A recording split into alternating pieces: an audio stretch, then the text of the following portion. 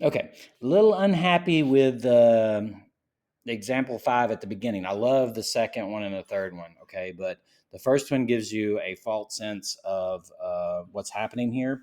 Let me just say something that's going to happen real soon. Probably the thing I'm going to say more than anything in this class, once we get to it, is chain rule. All right, we've not talked about chain rule at all.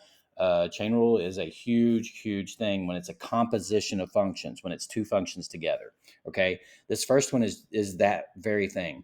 This is the composition or the combination of 1 over x and the square root of x minus 4. They have been melded together, if you will. Okay, they are together.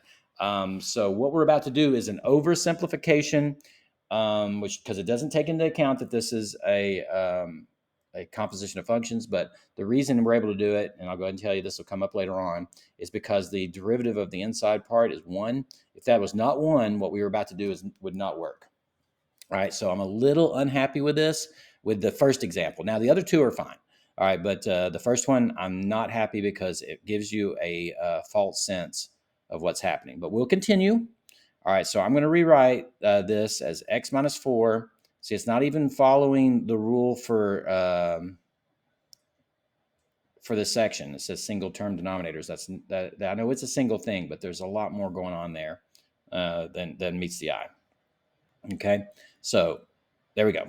All right, now, so if I differentiate and simplify, so y prime is going to be negative 1/2. I'm not happy with this part right here.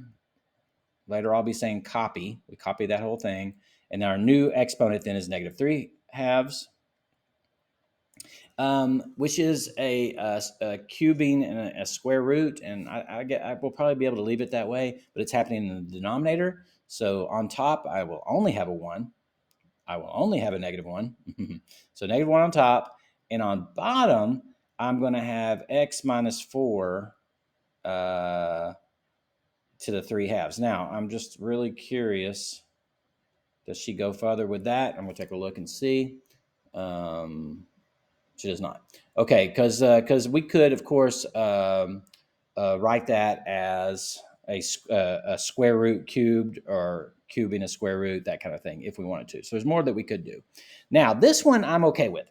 All right, so this is cool because this is really what we want to do. We want to divide both of those out, and what that's going to do is going to create an interesting thing here at the beginning. So we'll have y. I guess I could just do it this once.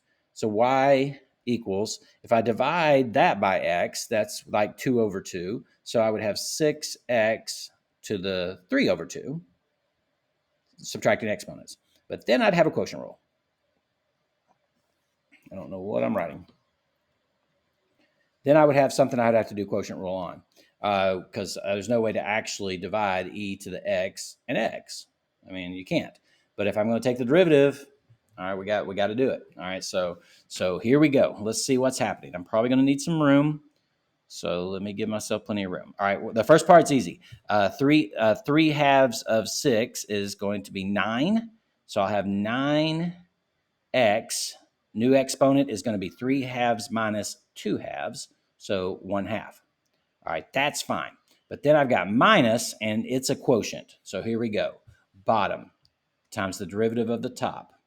We still haven't proven this. We have a ways to go before we can do that, but we will do it eventually. Minus top and the derivative of the bottom, which is 1. I'll write the 1. All over bottom squared. All right, now, so if I'm bringing all that together, which I believe she's going to have us do that. No, they're separate. Okay, that's fine. All right, okay. We'll leave it separate then. I'm going to divide each of those by x squared. I'll do that in just a moment. Let's see what we got. So 9x to the 1/2, or 9 times the square root of x, however you want to do that, minus both of these things. So that's going to become a plus here in a second. I'll go ahead and write it. All right, that sign right there will become a plus because I'm subtracting the negative.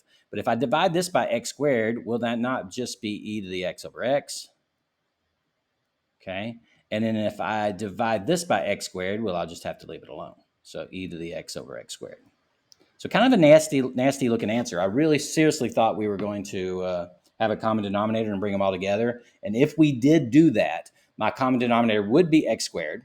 So I'd leave that one alone. I'd multiply top and bottom by x. I would have left that just like it is. I would have multiplied top and bottom of this one by x squared. So that would change that that numerator, and it would join that as one single fraction. Okay. So I would have left that just like it is, and I would have had an x squared denominator there. But she left it like that. So be it. All right. Now here we go.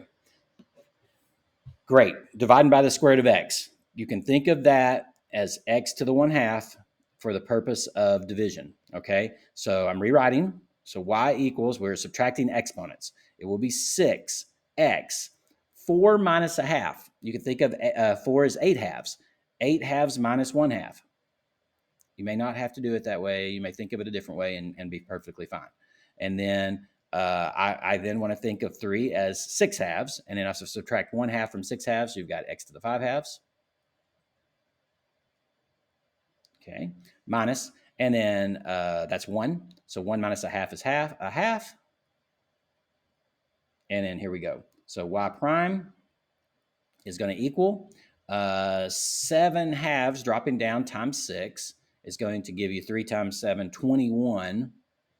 X to new exponent, 5 halves. Don't forget to subtract 1 from the exponent. Plus 5 halves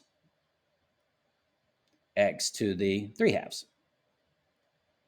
Minus 1/2 x. Oh my gosh, I lost the x. Sorry. X to the negative 1/2. You were probably watching the video going, "Where'd your x go?" I'm sorry. All right, left like that? Probably not.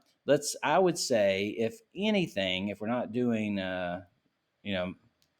any other simplification, I would say we would at least bring that square root down and not leave it with a negative exponent. So that'd be negative 1 over 2 times the square root of x. Okay, I bet you anything she leaves it just like that. Let's take a look.